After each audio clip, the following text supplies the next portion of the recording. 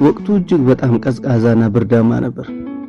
አንድ ንጉስ ከሄደበት ቦታ በመምጣት ወደ ቤተ መንግስቱ ሲገባ አንድ በእድሜ የገፋ ዘበኛ የተቀዳደደና ያረጀ ልብስ ለብሶ ሲያየው ንጉሱ እንዲህ አለው፣ በዚህ ቅዝቃዜ ይህን ብቻ ልብስ ለብሰህ አይበርድህም አለው። ሽማግሌው ዘበኛም እንዲህ ብሎ መለሰለት፣ ንጉስ ሆይ ሌላ የምለብሰው ልብስ የለኝም፣ ብርዱን ከመቋቋም ሌላም አማራጭ የለኝም አለው። ንጉሱም ቆንጆ የብርድ ጃኬት አሁን በሌላ ዘበኛ ልክልሃለሁ ብሎት ወደ ውስጥ ገባ። ነገር ግን ንጉሱ ወደ ቤተ መንግስቱ ከገባ በኋላ ቃሉን ረሳ። በበነጋው ሽማግሌው ዘበኛ ብርዱ ስለበረታበት ሞተ። አጠገቡ አንድ ወረቀት ነበር። ንጉሱ ከፍቶ ሲያየው በተንቀጠቀጡ እጆች የተጻፈ መልእክት፣ ንጉስ ሆይ እስከዛሬ ብርዱን ችዬ ኑሬ ነበር፣ ነገር ግን የገባህልኝ ቃል ኃይሌን ወስዶ ገደለኝ።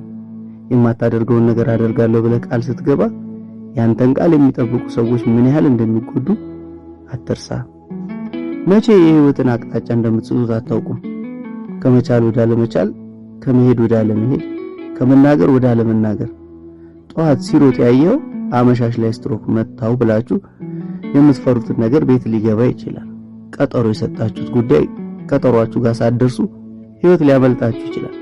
ልትተላለፉ ትችላላችሁ። ውስጣችሁ ያለውን ነገር ሳትናገሩ ህይወት ሊቋረጥ ይችላል። ከማግኘትና ከማጣት፣ ከከፍታና ከዝቅታ፣ ከህይወትና ከሞት በፊት ሞት እስከሚያስማማችሁ አትጠብቁ ወይም እንዳትቀደሙ። መሄድ ከቻልክ ሂድ፣ ካልቻልክ ደውል። በምትችለው መንገድ ሁሉ ፍቅርህን፣ መውደድህን ግለጽ። የተበላሸው እንኳን ተበላሸ፣ የጠፋውም እንኳን ጠፋ፣ የሄደውም እንኳን ሄደ፣ የቀረውም እንኳን ቀረ። እኔ ጋር ካለው ቁስ በላይ እኔ የምፈልገው ለኔ የሚያስፈልገው አንተ አንቺን ነው በላቸው። ለእህት፣ ለወንድም፣ ለአባት፣ ለፍቅረኛ፣ ለጓደኛ ትክክለኛው ጊዜ አሁን ነው። ውስጥ ያለውን አታስቀምጠው፣ ተንፍስ፣ ንገራቸው። በሚለዋወጥ ህይወት ውስጥ የማይለዋወጥ ፍቅራችሁን ቀን ሳለ ተናገሩ።